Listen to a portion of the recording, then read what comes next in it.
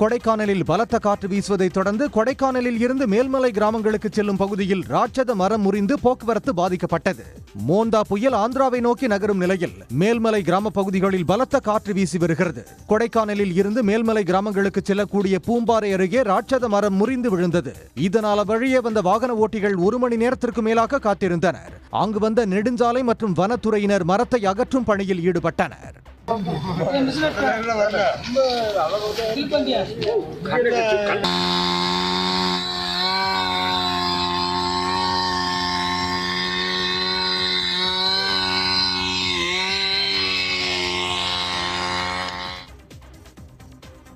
சென்னை போரூர் சுங்கச்சாவடி அருகே ராபிடோ இருசக்கர வாகனத்தில் வந்த இளம்பெண்ணிடம் பாலியல் சீண்டலில் ஈடுபட்ட அதன் ஊழியர் சிவக்குமார் என்பவர் கைது செய்யப்பட்டார். திரிபுராவைச் சேர்ந்த 21 வயதான திருமணமான பெண் பள்ளிக்கரணையில் உள்ள தனது உறவினர் வீட்டிற்கு ராபிடோ இருசக்கர வாகனத்தில் அதன் ஊழியர் சிவக்குமாருடன் சென்றுள்ளார்.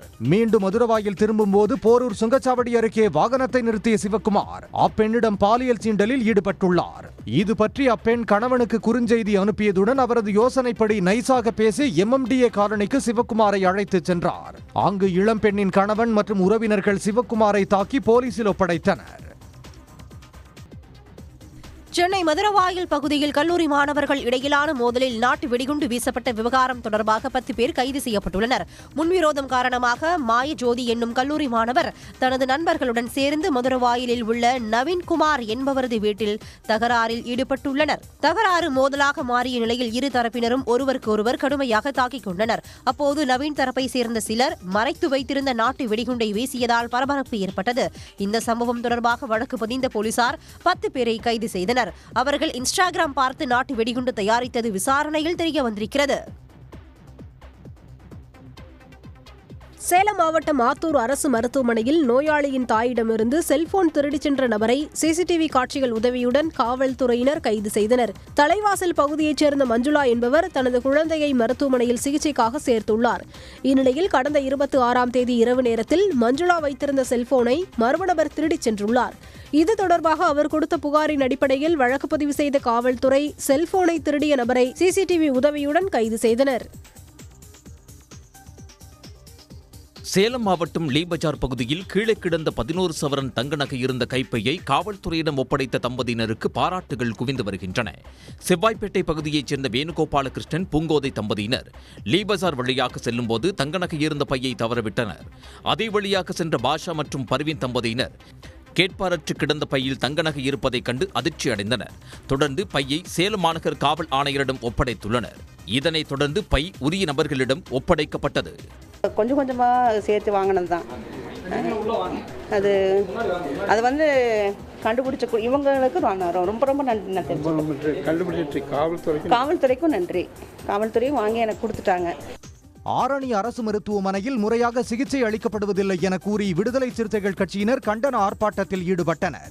இரவு நேரங்களில் தூய்மை பணியாளர்கள் சிகிச்சை அளிப்பதாகவும் கூறி கண்டன முழக்கங்களை எழுப்பினர். அதைத் தொடர்ந்து அவர்கள் மருத்துவமனையை முற்றுகையிட முயன்றதால் பரபரப்பு நிலவியது.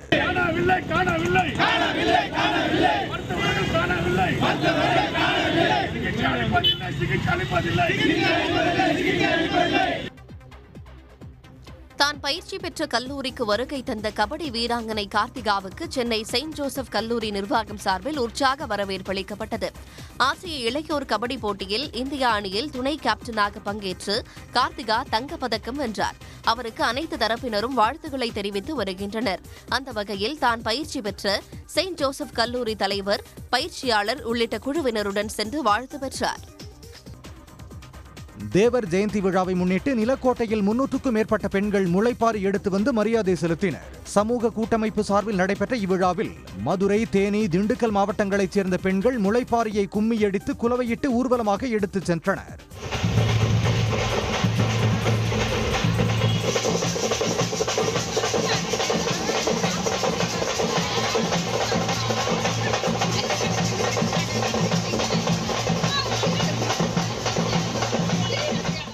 பின்னர் தனியார் அரங்கில் வைக்கப்பட்டிருந்த தேவர் சிலைக்கு முன்பு முளைப்பாரிகளை வைத்து மரியாதை செலுத்தினர். திருப்பூர் மாவட்டம் காங்கேயம் அருகே 10 ஆண்டுகளாக குடிநீர் வசதி இல்லாததை கண்டித்து பொதுமக்கள் சாலை மறியலில் ஈடுபட்டனர். முள்ளிப்புறத்தில் உள்ள அம்பேத்கர் நகர் பகுதி மக்கள் தண்ணீர் பிடிக்கும் குழாயை சிலர் அடைத்ததாக குற்றச்சாட்டு எழுந்தது. இந்நிலையில் அவர்கள் மீது நடவடிக்கை கோரியும் முறையாக குடிநீர் விநியோகிக்க வலியுறுத்தியும் மறியலில் ஈடுபட்டனர்.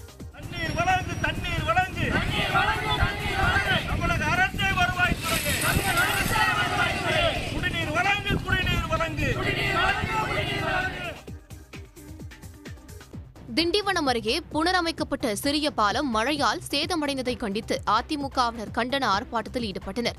நாகலாபுரத்தில் உள்ள கிடங்கல் ஏரியிலிருந்து திறக்கப்பட்ட நீரால் சிறிய பாலம் கடந்த ஆண்டு சேதமடைந்தது.